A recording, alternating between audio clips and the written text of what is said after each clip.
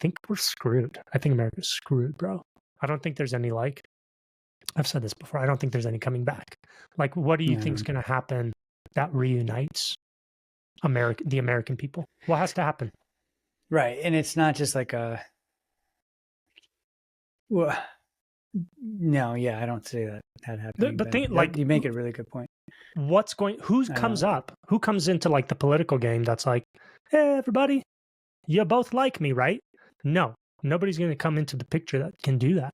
I also think borderline, this is why they're bringing up the UFO stuff so much and they're declassifying and disclosing all this UFO stuff.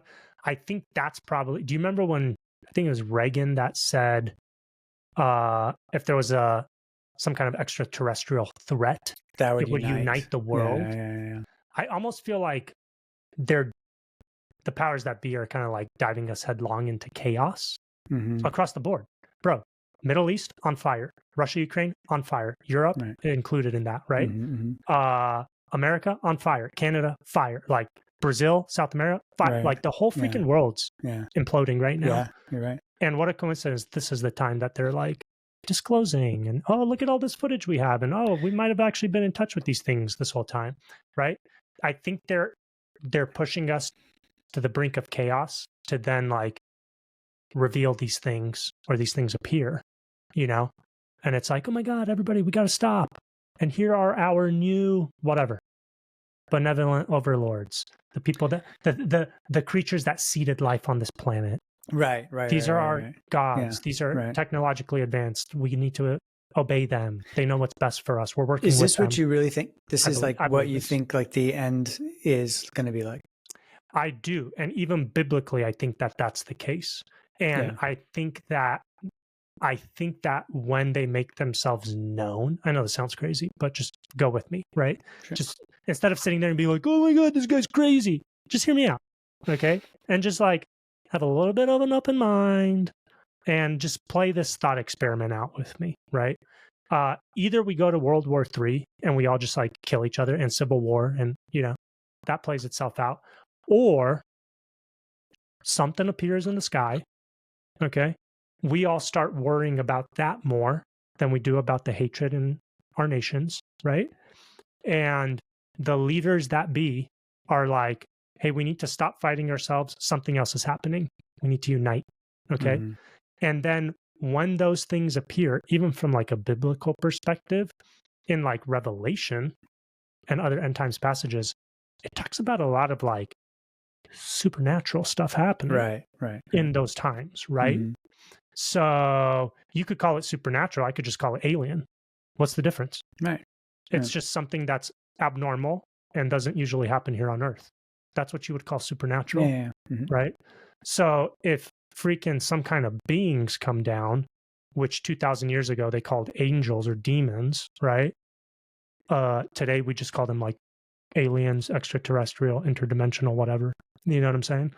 If those things appear and start giving orders, and in Revelation it says that the Antichrist has powers to call down fire from heaven and to do all sorts of supernatural shenanigans. Right. What if the Antichrist is somehow associated with these things that come down? Their human representative, the person they've chose to speak through. And think about it. It says that Satan empowers the Antichrist. It says he indwells him, right? Yeah. Wouldn't good stuff, man. Wouldn't that lead you to believe that if he's a spokesman for these things, or they even say like, hey, we're in this guy's body. That's biblically accurate. He's indwelt by totally demon. is. Yeah, he's indwelt by Satan. You know what I'm saying? That's what I'm expecting.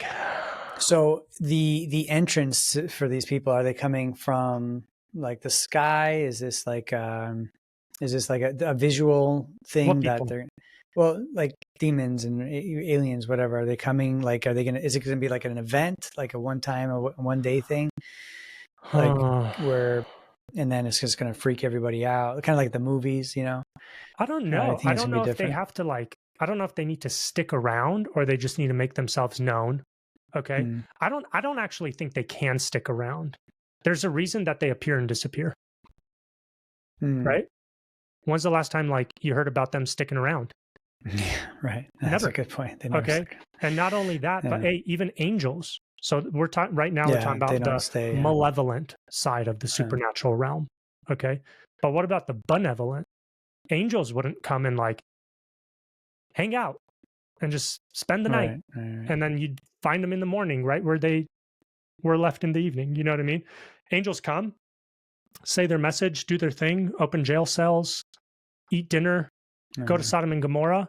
They're done with their task and they bounce. They don't stick around, you know? So I think there might be some kind of rule where beings from the other dimensions can't stick around in the third dimension too long. I think they could come. I think they could like do their thing and disappear, you know? And listen, it makes sense. That's why Jesus had to be born of a woman. That's the only way he could stick around. You see what I'm saying? God is also a supernatural being, right? Well, yeah. I mean, if God didn't embody himself in flesh, then we would all die. Not only would we die, if God appeared in the third dimension would probably implode. Right. Right? Yeah. God's not like a dimensional entity. God's outside of dimensionality. Yeah. So if God's goal is to enter the third dimension and stick around, to live a life, to be pure, to be sacrificed, crucified, raised again, those things can only happen if he inhabits a body. Where do you get a body? You're born of a woman. You see what I'm saying? And that's how you stick around as a supernatural being. You have to embody something. That might also be, bro, why the fallen angels bred with women was so that they could produce bodies for themselves to inhabit. You see what I'm saying? Yeah. That makes sense. Anywho.